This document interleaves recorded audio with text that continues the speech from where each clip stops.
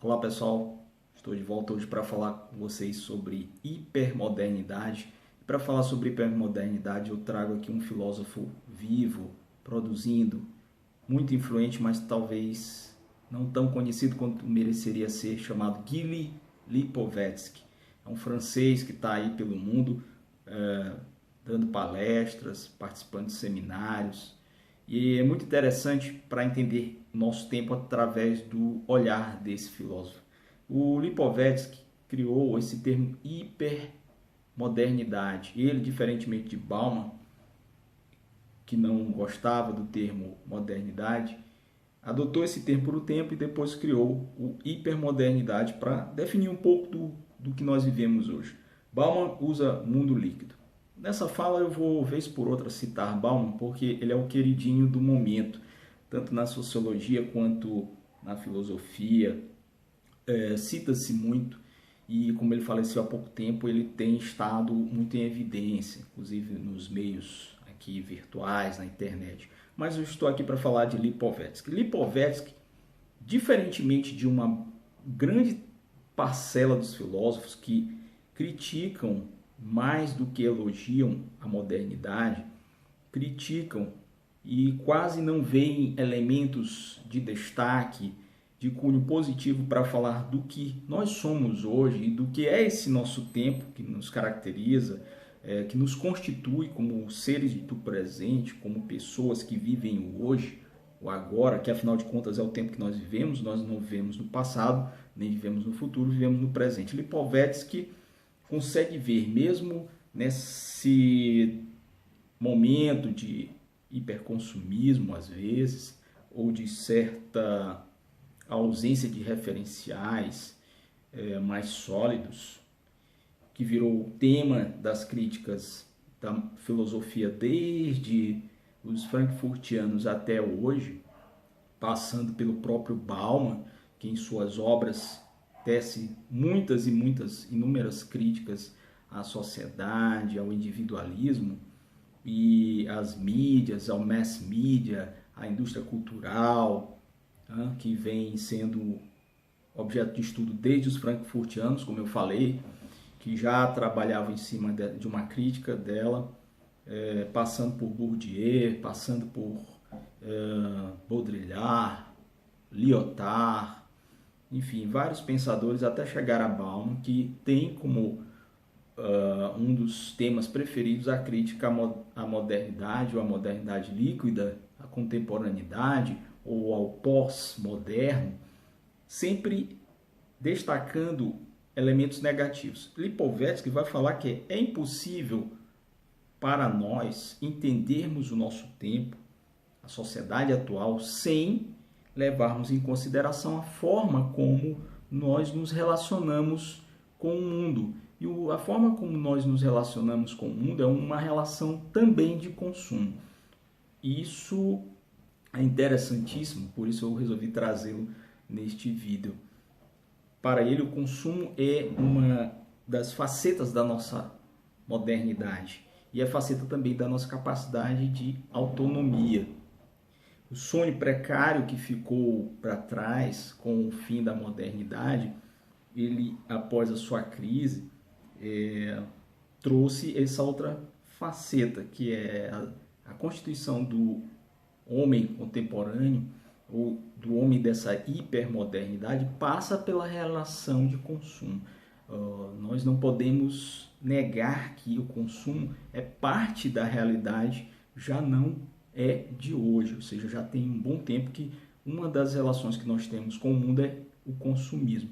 Óbvio que ele critica o hiperconsumismo e ele critica o consumismo alienado, ou quando há um fetichismo do produto e, por exemplo, as marcas, né? Ele é um autor que fala da moda e fala das marcas, fala do luxo e daquilo que ele trouxe de pujante para a nossa sociedade, mesmo com o capitalismo e inclusive com o capitalismo. Ele fala que é uma faceta. Por exemplo, desde sempre nós consumimos todo dia coisas, né? Todo dia nós saímos e vamos à padaria comprar pão e você passa uma vida toda comprando pão e nem por isso você é um hiperconsumista de pão. porque é uma necessidade. Ora, veja bem, é mais ou menos o que ele nos chama a atenção. Se existem produtos que são criados, se existem objetos que são produzidos, é para serem consumidos. E isso já, por si só, nos coloca na condição de consumistas, independentemente do que seja. Um produto de luxo, um produto que não tem tanta sofisticação, um produto útil ou produto fútil, que é uma outra relação que ele analisa. O que é útil e o que é fútil, né? Talvez para mim seja útil alguma coisa que para você é fútil. Então, se você consome todos os dias, é um ato normal, é um ato natural da vida humana em sociedade, numa sociedade como a nossa, que é baseada no modelo econômico capitalista. Você tem que consumir. Agora, obviamente, se você consome alienadamente, se você consome talvez sem entender o porquê você está a consumir, é uma outra relação. Mas ainda assim, ele estabelece que é do nosso tempo a relação com o consumo. Nós não podemos deixar de ser consumistas em algum nível e em algum grau. Estaremos sempre a consumir alguma coisa. E ele já escreve isso há muito tempo, desde 87, que ele, em obras como O Efêmero, O Império do Efêmero, já vinha falando que ele já vinha apresentando essa proposta de uma visão nova sobre essas questões, inclusive a moda, que é mais um outro item do consumo, desse mundo de consumo, dessa sociedade de consumo. Para ele, a moda ela não é só um elemento de distinção, como era no passado, né? Quando a burguesia e a aristocracia se vestiam de um jeito e aquilo nos distinguia em relação a alguém que era proletariado, trabalhador, um homem das camadas sociais mais baixas. Além da distinção, a moda, por exemplo, dentro dessa caracterização do nosso tempo, é um elemento de liberdade individual, porque você se expressa individualmente e de forma livre também pela moda. Há uma questão da criatividade também no meio, uma moda que antes era para poucos e agora ela busca ser cada vez mais acessível. Ele fala também da autonomia em relação ao consumo, que é o consumo e o ato de consumir determina em alguma razão a autonomia do indivíduo, e da visibilidade social do luxo, né, que era e ainda é para poucos, mas há uma tendência para que a cultura do luxo passe a se expandir de alguma maneira para alcançar também outras camadas. E na moda isso tem acontecido, na indústria automobilística, por exemplo, que fatura bilhões, né, durante ano após ano.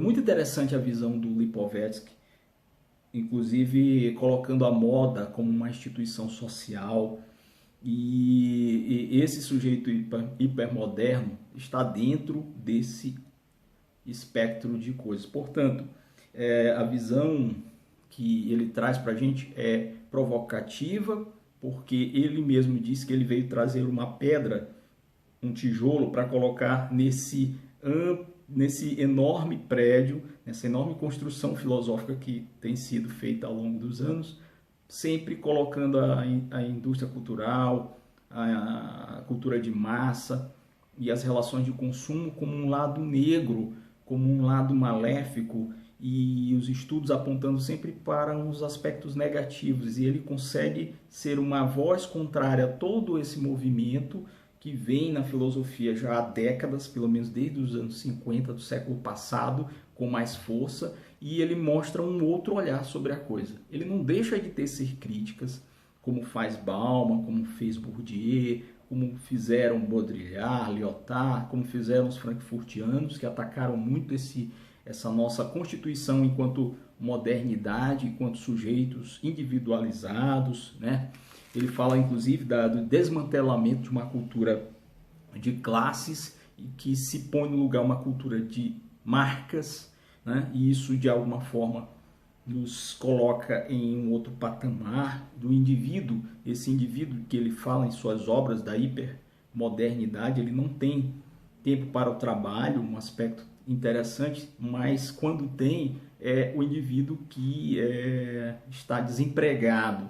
E, por outro lado, o indivíduo que não trabalha, que é desempregado, crônico, ele tem o tempo todo livre, porém ele não tem condições de viver o tempo do consumo. Então, uma contradição também muito visível hoje que ele traz para a gente nas suas obras.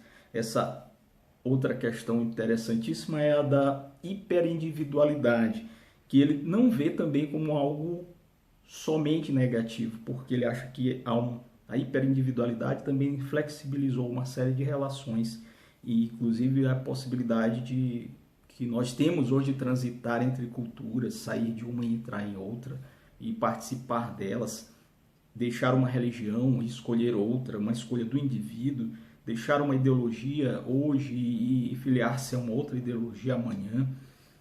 Então, todas essas características do nosso momento são analisadas nas obras de Lipovetsky, que eu acho que é um filósofo que você deve passar a buscar as suas obras mais importantes e ler, porque ele, de fato, nada contra a corrente, ele é quase que uma voz contrária a todos os outros que analisam esse mesmo tempo, o nosso tempo.